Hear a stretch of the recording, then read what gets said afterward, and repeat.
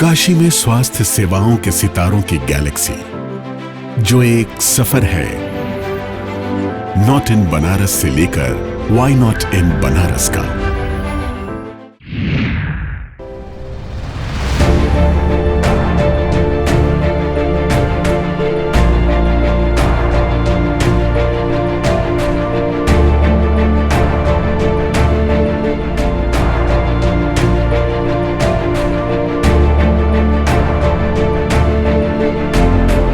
नमस्कार दोस्तों, why not in Banaras के गैलेक्सी अस्पताल के इस एपिसोड में एक बार फिर हम हृदय रोग विभाग में ही हैं।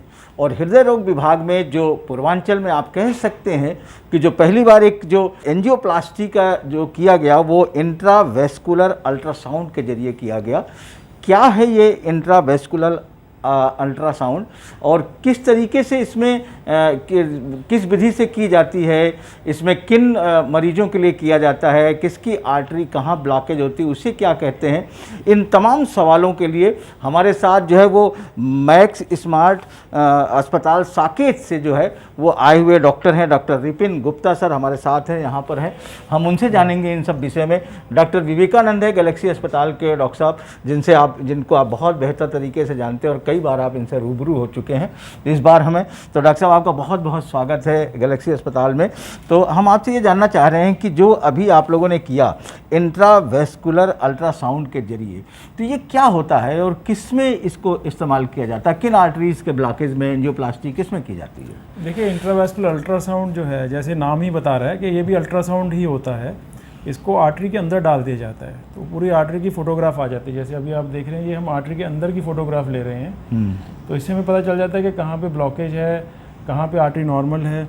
ये चीज़ हम जब एंजियोग्राफी से देखते हैं तो बाहर से आर्टरी से अनुमान लग जाता है, आर्टरी की दीवारें नहीं दिखती। तो इसमें हम आर्टरी का अंदर का ब्लॉकेज और आर्टरी की दीवारों में क्या है, उसमें कितना कैल्शियम है, कहाँ से कोई ब्रांच निकल रही है, क्योंकि उसकी आर्टरीज़ की आगे डिवीजन्स होती हैं तो वो छोटी छोटी ब्रांचेस भी आती हैं। तो कहाँ से कोई ब्रांच निकल रही है, अगर हमने कोई स्टैंड डाला तो वो स्टैंड दीवार से चिपक गया है कि हवा में ही लटक रहा है। अगर क्या होता है कि जैसे हमने स्टैंड डाला और वो स्टैंड ऐसे घूम रहा है, दीवार से नहीं चिपका, तो आगे जाके दिक्कत कर सकता है। अच्छा। तो ये चीज़ें हमें इंट्रावास्कुलर अल्ट्रासाउंड से बहुत ईजिली दिख जाती हैं। अच्छा। हमारी जो एंजियोप्लास्टी की कमी पेशी है वो उसको हम वहीं देख के ठीक कर सकते हैं।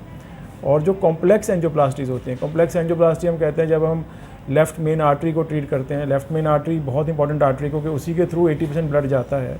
और आज से कुछ साल पहले तो उसको सिर्फ बाईपास से ही ठीक किया जाता था, अब उसको हम स्टेंट से भी ठीक करते हैं। तो उसमें अगर हम इमेजिंग करके साथ में अल्ट्रावास्कुलर आईवेस यूज़ करते हैं तो वी कैन क्लियरली सी कहाँ पे स्टेंट है, कहाँ पे ब्रांच निकल रही है, ब्रांच के क्रॉस तो स्टेंट नहीं जा रहा है। जैसे कि ये बार आर्टरीज दो में विभाजित होती हैं, उसे बाइफर्केशन रीजन कहते हैं, उसमें भी इसका बहुत रोल है। क्योंकि अगर हमने स्टेंट डाल दिए एक ब्रांच में तो दूसरी ब्रांच का क्या हाल है वो कई बार पता नहीं चल पाता। ऐसे पेशेंट को अगर हमने सिंपल एंजियोप्लास्टी करके छोड़ दिया तो कुछ महीनों या सालों बाद दोबारा दिक्कत आ जाती है। अच्छा डॉक्टर साहब, अभी जिस पेशेंट का आप लोगों ने किया, आज जिसको किया, तो इनको क्या प्रॉब्लम थी और किस तरीके से इनका क्या है? इसमें क्या कोई एज लिमिट होता है या कुछ इस तरीके की चीज़ें? नहीं, ये हर एज में किया जा सकता है। दिस पेशेंट जो हमने पर्टिकुलर पेशेंट किया उसको लेफ्ट मेन में डिजीज़ था, तो लेफ्ट मेन आर्टरी में और आगे उसकी ब्रांचेज हैं उनमें भी डिजीज़ था। तो क्लियरली 3 जगह पे ब्लॉकेज था एक ही आर्टरी में, और जहाँ पे वो विभाजित होती है वहाँ पे भी था, मेन आर्टरी में भी था। तो ऐसे में प्लानिंग ऑफ केस बड़ा इंपॉर्टेंट होता है और आईवेस उस प्लानिंग में बहुत हेल्प करता है। हमें बताता है कि हमें इस आर्टरी में कितने साइज़ का स्टेंट डालना है, कितना लंबा स्टेंट डालना है। डालने के बाद हमने स्टेंट ठीक जगह से लगा कि नहीं वो दिख जाता है। उस स्टेंट से हमारी जो ब्रांच थी, जो दूसरी उससे एक और नस निकल रही थी उसी जगह से, वो कहीं वो भी बहुत बड़ी नस होती है, उसे LCX आर्टरी कहते हैं। वो आर्टरी में कोई डैमेज तो नहीं हुआ, क्योंकि अगर इस लोकेशन पे हमारे से थोड़ी सी भी भूल चूक हो जाए तो पेशेंट की जान को खतरा हो सकता है। अच्छा डॉक्टर साहब, आपने बहुत तफसील से चीज़ें बताएं, लेकिन फिर मैं वही सवाल दोहराता हूँ कि जो पूर्वांचल के लोग हैं या जो पूर्वांचल में जानने वाले लोग हैं, उनके लिए मैं जानना चाहता हूँ कि किस तरीके से एंजियोप्लास्टी जो ये आप करते हैं, जो इस तरीके होता है, उसमें किस तरीके की एंजियोप्लास्टी में इसे इस्तेमाल किया जाता है इस विधि को? देखिए, ऐसा है कि एंजियोप्लास्टी तो अब बहुत पुरानी टेक्निक हो गई, 30 सालों से हम लोग कर रहे हैं एंजियोप्लास्टी। स्टेंट्स भी 20 साल हो गए, more than 20 years, 30 years he हो गए स्टेंट्स को आए हुए भी। तो ये सारी चीज़ें स्टैंडर्डाइज हो गई हैं। लेकिन कुछ ऐसे केसेस होते हैं जहाँ पे जिसे हम कॉम्प्लेक्स एंजियोप्लास्टी कहते हैं, उसमें अगर हम आईवेस का यूज़ करते हैं तो रिज़ल्ट्स बहुत अच्छे आते हैं। इसको यूज़ करना इतना मुश्किल नहीं है। लेकिन इसकी इमेजेस को सीखने के लिए थोड़ी सी आपको ट्रेनिंग लेनी पड़ती है। अच्छा। बट मेन एडवांटेज है कि मशीन आपके पास होनी चाहिए, अगर ये मशीन नहीं होगी तो आप वो कैथेटर डाल के समझ नहीं पाएंगे। अच्छा अच्छा डॉक्टर साहब, एक चीज़ ये जानना चाह रहे थे कि अभी आपसे जब बातचीत हो रही थी तो एक टर्म आप लोगों ने यूज़ किया था, विडोज आर्टरी, यानी विधवा, एक आर्टरी जो विधवा हो गई, इस तरीके का शब्द। तो अगर ये एक ऐसा शब्द है जो मुझे बहुत हिट किया, तो ये क्या है अगर आम लोगों को विडोज आर्टरी किसे कहते हैं आप? देखिए ऐसा है कि हार्ट की 3 आर्टरीज होती हैं, उनमें एलएडी आर्टरी जो होती है सबसे बड़ी आर्टरी होती है, उस आर्टरी से ही मोर देन 50% ब्लड सप्लाई होता है, और लेफ्ट में उससे भी ज़्यादा इंपॉर्टेंट आर्टरी होती है। तो इस जगह पे अगर कोई ऐसा अचानक ब्लॉक हो जाए तो पेशेंट की जान भी जा सकती है। आज से 50 साल पहले जब स्टेंट, एंजियोप्लास्टी, थ्रोम्बोलिटिक थेरेपीज़ ऐसी चीज़ें नहीं थी हार्ट अटैक पेशेंट में, तो ऐसे अटैक से पेशेंट की जान चली जाती थी। तो यूएस में इसको विडो आर्टरी कहा जाता था। अच्छा। सो क्लियरली इतनी इंपॉर्टेंट आर्टरी में अगर हम कुछ भी स्टेंट या कुछ प्रोसीजर कर रहे हैं ऐसी नाजुक लोकेशन पे, तो अगर हमारे को इस डिवाइस की हेल्प होगी तो स्पेशली रिजल्ट्स अच्छे आएंगे। अच्छा डॉक्टर साहब, एक सवाल यहाँ पर ये है कि क्या ये रूटीन में यूज होता है या कुछ स्पेशल केसेस में इसको आप लोग यूज़ करते हैं इस तरीके? देखिए ये एक तो मशीन का खर्चा आता है, मशीन के साथ वो स्पेशल जो कैथेटर जाता है बॉडी के अंदर उसका भी खर्चा आता है। तो आइडली तो इसको हर केस में करना चाहिए। अच्छा। लेकिन प्रैक्टिकली हम नहीं कर पाते क्योंकि कॉस्ट कंस्ट्रेंट्स भी होते हैं, और कई बार ब्लॉकेज सिंपल होते हैं जिसमें हमें लगता नहीं कि हमें इसकी ज़रूरत है। बट 2-3 सबसेट्स हैं जहाँ पे इसका बहुत ज़्यादा रोल है। नंबर 1, अगर पेशेंट का लेफ़्ट मेन डिजीज़ हो, जो मैंने आपको अभी बताया कि लेफ़्ट की जो 2 आर्टरीज होती हैं, उन आर्टरी से पहले वाले पोर्शन को लेफ़्ट मेन कहते हैं। तो उसमें आज से कुछ साल पहले हम बाईपास ही करते थे, तो वो लेफ़्ट मेन आर्टरी के लिए चाहिए, नंबर 1। सेकेंडली, अगर कोई आर्टरी 2 में विभाजित हो जा रही है तो उसमें बाइफर्केशन लीजन कहते हैं, उसमें करना चाहिए। तीसरा रोल होता है अगर बहुत ज़्यादा कैल्शियम हो आर्टरी में, सख्त आर्टरी है, तो हमें देखना है कि उस कैल्शियम को हम कैसे ठीक कर सकते हैं, कितना कैल्शियम है वो, उसके लिए करना चाहिए। चौथा एक होता है जब आर्टरी 100% बंद हो जाती है, उसे हम सीटीओ कहते हैं। तो सीटीओ में भी हमें तार घुसाना बड़ा मुश्किल होता है क्योंकि रास्ता पूरा बंद हुआ है। तो आईवा से हमें पता चल जाता है किस जगह पे जाके हमें पंक्चर करना है और आगे बढ़ना है। तो ये 3-4 कंडीशन है जिसमें इसका बहुत ज़्यादा रोल है। रूटीन केसेस में इसको हम नहीं यूज़ करते उसमें, क्योंकि इसको कॉस्ट की वजह से, कॉस्ट भी है, टाइम भी है, तो एवरीथिंग इज, और एक्सपर्ट हाथ की भी जरूरत पड़ती है। तो दूसरा एक, जब आप अभी जो सवाल कर रहे थे, जो जवाब दे रहे थे, उसी में एक सवाल आया कि पहले यूजुअली इसी तरीके के आपने बताया कि बाईपास सर्जरी होती, तो क्या मेरे मन में ये सवाल आ रहा है कि क्या इस तकनीक के आने से बहुत से ब्लॉकेज की बाईपास सर्जरी के खतरे को कम किया जा सकता है और छल्ला लगाया जा सकता है इस विधि से? देखिए ऐसा है कि जब बाईपास और एंजियोप्लास्टी को कंपेयर किया जाता है तो ये कहा जाता है कि बाईपास ज़्यादा सेफ है। हाँ। क्योंकि आगे देखा जाता है कि अगले 5 साल बाद देखेंगे तो कॉम्प्लेक्स केसेस अगर हम करते हैं वर्सेस हम बाईपास करते हैं तो बाईपास के रिजल्ट स्लाइटली बेटर होते हैं। अच्छा। बट अगर हम एंजियोप्लास्टी आईवास गाइडेड करते हैं, इमेजिंग गाइडेड करते हैं, तो उसके रिजल्ट्स बाईपास के इक्विवेलेंट हो जाते हैं। अच्छा। तो पेशेंट को एक दिन में, जैसे आज हमने जिनका केस किया, तो उनको कल या परसों में छुट्टी हो जाएगी, कोई कट नहीं, कुछ नहीं। तो अगर हमने बाईपास जितना, और बाईपास में रिकवरी में 1.5 महीना लगना है। दूसरा मैं ये आपसे जानना चाह रहा था कि पूर्वांचल में ये जो पहली बार गैलेक्सी अस्पताल में हुआ है, तो क्या इस तरह के जो शहर हैं हम लोगों के, जो बनारस या इस तरीके के जो छोटे शहर हैं, इन शहरों में इस तरीके का ये संभव है अब? या देखिए ऐसा है कि अगर हमारे पास ये मशीन है, हाँ। और जैसे डॉक्टर विवेकानंद तो हमारे साथ दिल्ली में ही थे, इन्होंने इतने साल ट्रेनिंग की हुई है, तो ये इजीली कर सकते हैं, तो इसमें कोई दिक्कत ही नहीं है। ये अच्छा। तो ये मशीन अवेलेबल है, कैथ लैब अवेलेबल है, और इसके लिए जो कंज्यूमेबल तो एक कैथेटर ही होता है। वो तो जैसे एंजियोप्लास्टी के लिए हम स्टेंट मंगवाते हैं, बलून मंगवाते हैं, वो कैथेटर में मिल जाता है, तो बहुत ईजिली हो सकता है। डॉक्टर साहब, आप साकेत स्मार्ट अस्पताल दिल्ली से आए हैं, वहाँ से आप आए हैं साकेत से, मैक साकेत से। तो मैं एक बार अपने दर्शकों के लिए या जो लोग पूर्वांचल में आपको देख रहे हैं उनसे लिए आपसे गुजारिश करना चाहता हूँ कि इसके क्या क्या फ़ायदे हैं, एक बार अगर आप उन्हें बता देते तो। देखिए सबसे इम्पॉर्टेंट चीज़ है कि जब भी हम एंजियोप्लास्टी करते हैं तो हमें ये होता है कि पेशेंट को आगे दोबारा दिक्कत ना आए। पेशेंट पहला क्वेश्चन हमसे पूछता है, डॉक्टर साहब दोबारा ब्लॉकेज तो नहीं हो जाएगा, हमें दोबारा स्टेंट तो नहीं डालना पड़ेगा। तो अगर हम आईवास गाइडेड ट्रीटमेंट करते हैं तो उसको दोबारा दिक्कत आने के चांस बहुत ही कम हो जाते हैं, मतलब मे बी 1% या लेस देन 1% हो जाते हैं। सो एक पेशेंट के दिल में जो डर लगा रहता है कि आज मैंने स्टेंट डलवाया, शायद मुझे 6 महीने बाद दोबारा स्टेंट ना डलवाना पड़े, तो वो चीज़ इससे बहुत हद तक ठीक हो जाती है। तो पेशेंट के लिए सबसे बड़ा बेनिफिट ये है। हमारे लिए बेनिफिट ये है कि हमें करने में एक और एडिशनल टूल मिल जाता है जिससे हम अपने प्रोसीजर को और एक्यूरेटली कर सकते हैं।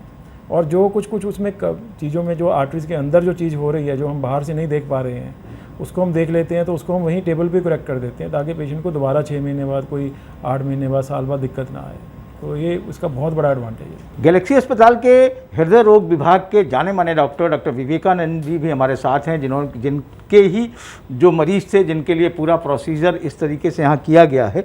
तो हम आप भी जो है वो दिल्ली के साकेत मैक्स अस्पताल में काफ़ी दिनों काम किए हुए हैं, अब पूर्वांचल में आकर के अपनी सेवा दे रहे हैं, क्योंकि वाई नॉट इन बनारस के कॉन्सेप्ट को चरितार्थ करने के लिए आप यहाँ पर बनारस में हैं, इस गैलेक्सी अस्पताल में जुड़े हैं। तो हम उनसे जानना चाहेंगे कि डॉक्टर विवेकानंद जी, ये जानना चाह रहे हैं कि ये जो विधि डॉक्टर साहब ने अभी तफसील से बताई, जो समझाई, तो इसमें आमतौर पर पूर्वांचल का जो मरीज होता है वो सबसे पहले उसके जहन में एक सवाल आता है कि इसकी कास्ट क्या आएगी या इसकी लागत क्या होगी। तो आप क्या बताना चाहेंगे अगर इनको देखा जाए?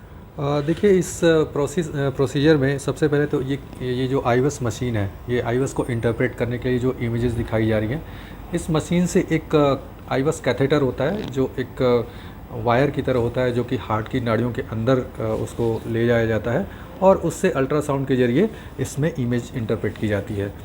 तो हम जो कॉस्ट मरीज के लिए पड़ती है, वो आमतौर पर कैथेटर का जो चार्ज होता है लगभग वो 50 से 60 हज़ार तक का होता है, तो वो कॉस्ट उसके लिए पड़ती है। और एडिशनल जो प्रोसीजर चार्जेज होते हैं वो लगभग 15 to 20,000 पेशेंट से चार्ज किया जाता है। तो लगभग 60 to 70,000 एडिशनल चार्ज उसको पे करना पड़ता है। बट अगर हम ये देखें कि ये एडिशनल चार्ज किसके एवज में दिया जाता है, तो इसमें पेशेंट की काफ़ी सेफ्टी इंश्योर की जाती है, आगे उसको कोई प्रॉब्लम ना हो ये भी इंश्योर किया जाता है, और एक पेशेंट सेटिस्फैक्शन काफ़ी हद तक इससे इम्प्रूव किया जाता है। तो डॉक्टर साहब, यहीं पर एक सवाल और आता है कि इससे क्या है कि जो ये छल्ले, जो इस तरीके से जो छल्ला लगता है, तो इससे मरीज को क्या फ़ायदा होता है, क्या क्या फ़ायदे होते हैं अगर हम जानना चाहें तो?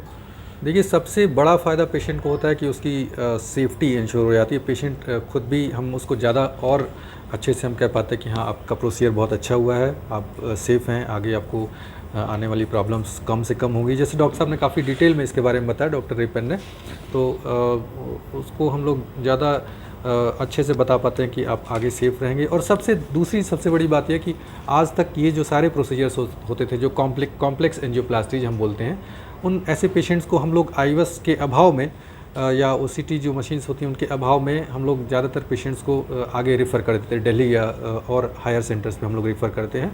तो उसमें पेशेंट के लिए देखा जाए तो एडिशनल कॉस्ट ही पड़ती है, उसको जाने आने का खर्चा प्लस और भी डिफरेंट कॉस्ट पड़ती है।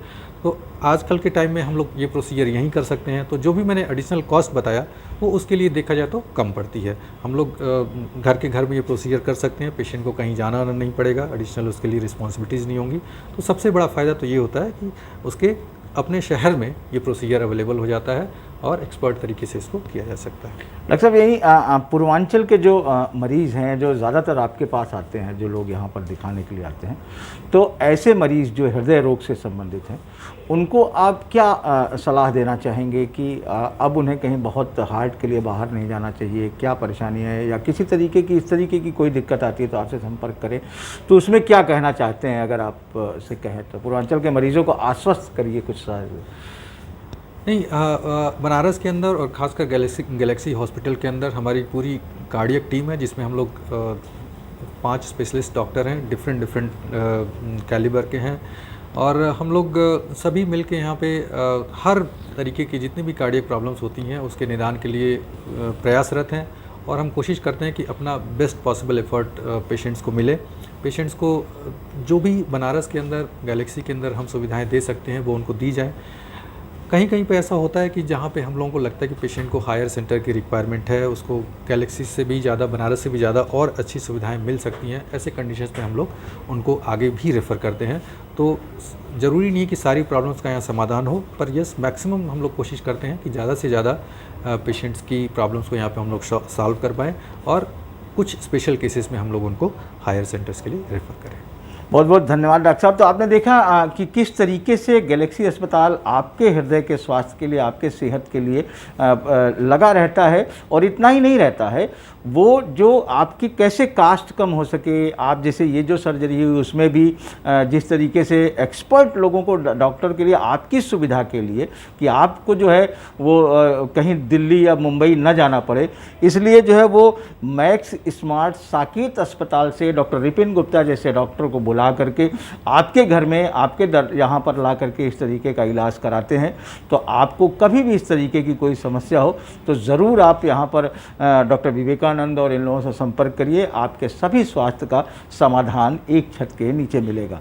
धन्यवाद। अगली बार किसी नई कड़ी के साथ, किसी नए रोग के विषय में लेकर के हम आपसे रूबरू होंगे। तब तक के लिए नमस्कार। नमस्कार। हम हैं डॉक्टर्स की गैलेक्सी। डॉक्टर्स की गैलेक्सी। डॉक्टर्स की गैलेक्सी। सेवा हमारा धर्म। सेवा हमारा धर्म। और आपकी सेहत ही हमारा सरोकार। आधुनिक सुविधाओं से लैस पूर्वांचल का सबसे जाना माना hospital Galaxy hospital, Mahmoorganj, Varanasi.